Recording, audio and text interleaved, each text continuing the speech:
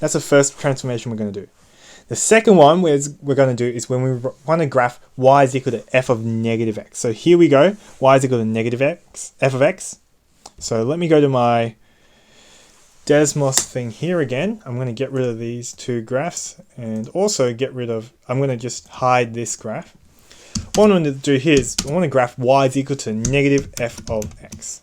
So negative f of x. So let's have a look at what's happened here. So I've got my original graph in red. And blue is my negative f of x. What do you notice here? What's happened to get from my red graph to my blue graph? Well, the first one was a reflection along the y-axis. This time, what you notice is that it's not a reflection along the y-axis, it's actually a reflection along the x-axis. So it's been flipped upside down. It's been flipped upside down. So here, we've got the same x-intercepts, but it's been flipped upside down. So here, if we want to reflect along the x-axis, so a flip upside down or vertically is reflection along the x-axis. So here, negative f of x is reflection along the x-axis. So if we want to reflect a function along the x-axis, we replace we are sketching y is equal to negative f of x. And so here I have a note. So if we want to reflect a graph along the x-axis, we replace y with negative y. Now, if you have a look at my equation up above, you might be like, wait. Why? What's that have to do with anything with y? Now, let's think about it. If I have my original function y is equal to f of x, I'll do it in green, just so it matches. Y is equal to f of x, and I replace y with negative y, which is what I'm telling us to do here. I'm just going to have negative y is equal to f of x.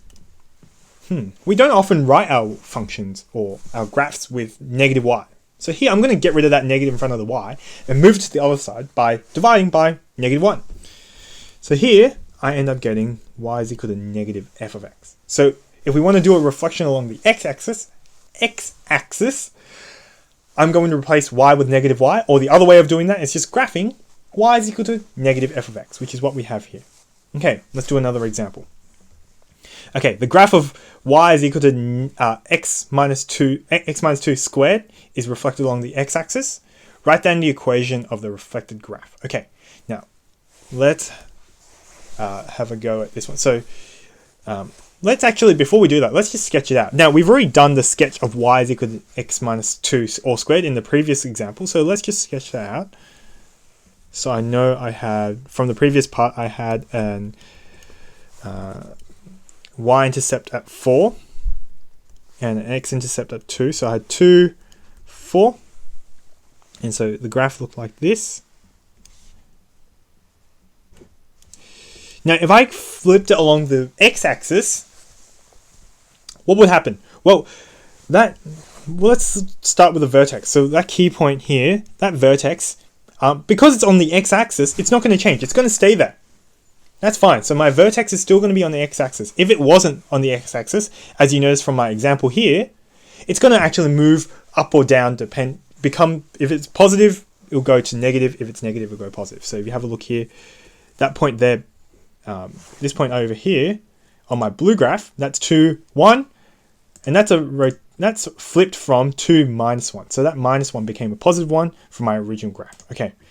Now the second point is my y-intercept. Now if I flipped it along the x-axis, my y-intercept is not going to be positive 4. It's actually going to be, when I flip it, it's going to be negative 4. So 1, 2, 3, 4, negative 4. So here my reflected graph along the x-axis is going to look something like this. Okay. Now let's do these questions here. So A, we want to write down the equation of the reflected graph. We want to find, so if f of x is equal to x minus 2 squared, we just want to find negative f of x. So negative f of x is, I'm just going to put a negative sign at the front. And here we go. So the reflected graph is y is equal to negative x minus 2 squared. Pretty simple. Now I've already done the second step and we have already sketched it. Let's not worry about that. And we can also answer this part C. What's the vertices of the two parabolas? Well, the vertex is just a point on the x-axis there, which is just 2, 0. So here we go. If we were reflecting along the y-axis, we're just replacing y with... Oh, the x-axis, we're replacing x with negative x. Wait, no, other way around. If we're reflecting along the x-axis, we're replacing y with negative y, which means we're just graphing y is equal to negative f of x. So there we go. If we're reflecting along the x-axis, y is equal to negative f of x. Okay, that's my second transformation. We've got one final one. Now here... Oh, actually, I have another example here. Whoops. Now, sketch what for f of x is equal to the absolute value of 2x plus 3, and then sketch on the same plane y is equal to negative f of x. Okay, this example, let's go through it. We've already sketched the first example. So we've already sketched f of x is equal to an absolute value 2x minus, plus 3. So let me just copy this graph over here. We've already got this graph, so let's not worry about graphing it again. And I'm going to just delete my light blue graph because that's not the one I want for this example here. There we go. Okay, so I've got my red graph, absolute value of 2x plus 3. Now I want to sketch negative f of x. What do? I flip it along the x-axis. So here, let's have a look at the important points. So I had a vertex at negative 3 over 2. Does that change? So my vertex negative 3 over 2 over here. That doesn't change because that's on my x-axis. It doesn't get flipped anywhere. The second point is my y-intercept, which was at 3, positive 3. Now, because I'm flipping it along the x-axis, that's going to go from positive 3 all the way down to negative 3. So here I'm going to stretch out my y-axis. So I've got negative 1, negative 2, negative 3. And so this is going to go to negative 3. And so for this graph, for this absolute value graph, I'm going to have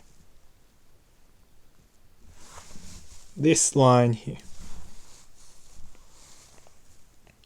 And it's symmetrical about the, the y-axis. Oh, yes, about the axis of symmetry. And so this is y is equal to negative f of x. We can find the equation for that quite easily. So if f of x is equal to absolute value 2x plus 3, then negative f of x is just, I chuck a negative sign at the front. So that is how we do reflections about the x-axis. So remember, rotations about the y-axis, so the vertical axis, we replace x with negative x, so we flip across. Rotations about the x-axis, the horizontal axis, we replace y with negative y, so we do a negative out the front. Okay, cool. Those are the first two transformations. Let's